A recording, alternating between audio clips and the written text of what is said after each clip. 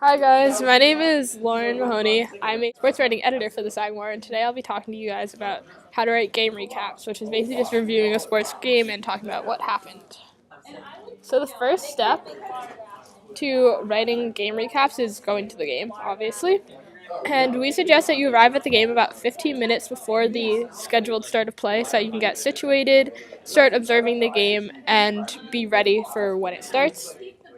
Um, when you're there a little early, it's important to try to find a roster.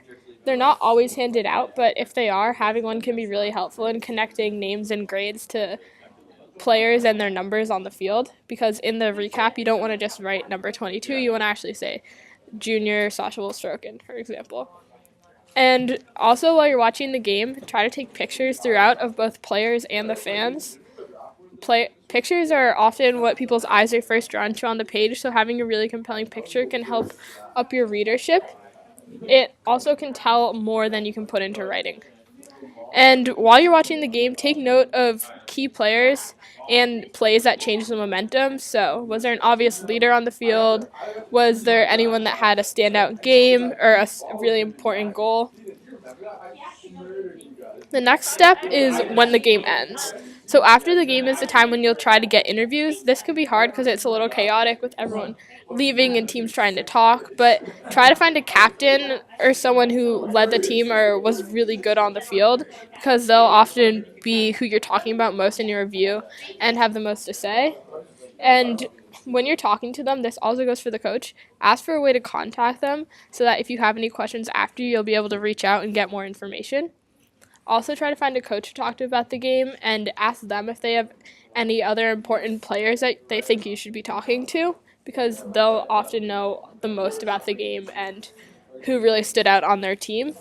And if you didn't get the roster already, the coach can also be a good person to try to get that information from. Also, in talking to the coach, you can go over some key plays that you took note of and ask them about how they felt about certain parts of the game if you thought anything was a real big momentum changer or really important. And also at the end of the game, try to look at the overall feelings of players and fans. Does everyone look really happy? Are they celebrating? Take note of that because that can really help convey a lot in your review. And also continue to take pictures. And so the third step will be actually writing the review. At this point, you'll have a lot of information, so this shouldn't be too hard. Include the most important information at the top, so the final score, previous record, the opponent and location, and the date of the game. These things are really important. It's what people want to know at first. If you're just wondering about a game, it's just a really quick overview. You don't need a creative lead in this, just a really quick start. That helps people understand exactly what happened and get the facts. When you're recapping, do it in chronological order, so go from the start of the game to the end. That'll make it a lot more clear and make it easier to write because you should have all your notes written down in chronological order as well. You don't have to talk about every play, that gets really long and tedious, but you should have taken note of key plays and you can talk about those. If there's something really exciting or something that really changed the momentum of the game, that's really what you want to highlight with your review. Also, try to capture the sentiment of the team. So, were people happy with their play, sad, discouraged? And this can be backed up with the quotes that you got from different coaches and players.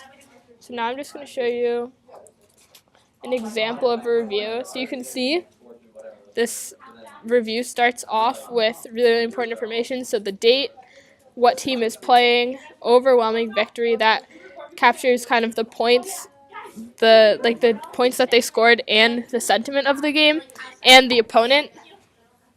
Then it goes into how the team felt about their win, which can also be super important.